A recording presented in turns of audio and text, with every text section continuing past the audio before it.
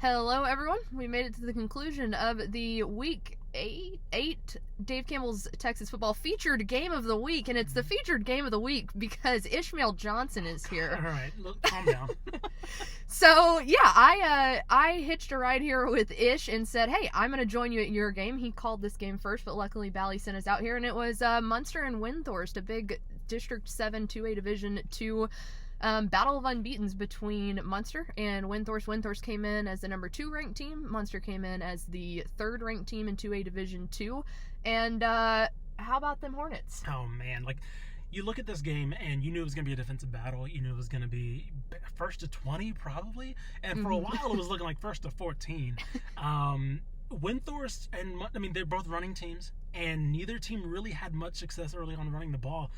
Credit to Muenster's defense because they didn't let Windthorst get any big plays really at all. They had the edges done.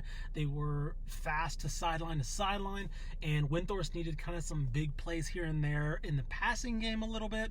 And they really made sure that nothing was going to beat them in terms of the run game. And credit to the offense as well from Muenster, because that was kind of their 1 or 2 big plays that swung the game. That was it right there, and that was enough.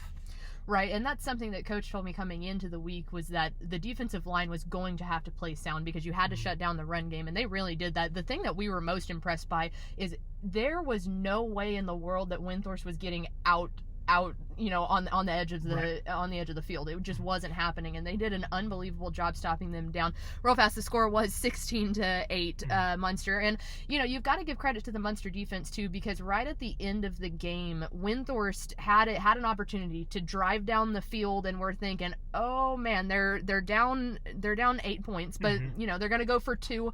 They're not super confident in their kicking game, and so you're thinking, man, could they do it? And the the Muenster defense came up clutch. Yeah, I think there was before that possession, a couple possessions earlier, before Windthorst scored their only touchdown of the game. They needed a 4th down because they were inside the 5 and they ran it 3 straight times. Muenster stopped them, and then finally, I believe it was Haven Veith who had the pick. He finally got over the top for a 4th down touchdown. And then you kind of saw that defense again for Muenster flex on, you mentioned it, on that last drive where, it was close. The Windthorst quarterback was so close to that first down. It was about 4th and 7, and he got chased out of bounds, tried to dive. Probably a yard short. Yeah, it was close. Probably a yard, half a yard. It was close, and some of the Windthorst sideline probably thought he got it, but they stopped him short, and there's the game.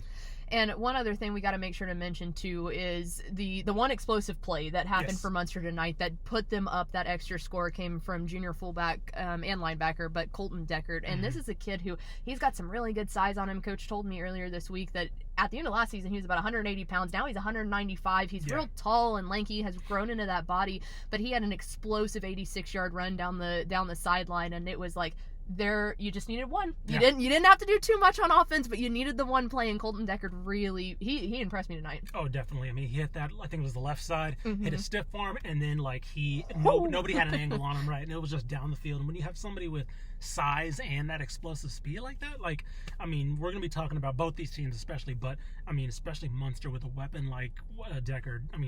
We'll like I said, we'll be talking about them well into November. Right. I was just going to say, it wouldn't be surprising to see these two teams meet up again, possibly in that regional final. You definitely got a hint of that from talking to both coaches, where it's like, yeah, this is cool, but it's going to be we'll later do on. this again, and we'll see who pulls it out there. But yeah, 16-8, Muenster gets it this year, and getting a revenge on losing 2 last year. So we'll see if we see them again. But for now, I think that's going to do it for us. Ish has successfully made it through this road trip that he was dreading so much. But we're both back in the car. We still got to go back. So, this is still not over. We're not done yet. He's got another hour of pickle time. So we'll be back on Monday to break it all down for you. Maybe not Ish, but Tepper and I will be there. Bye, guys.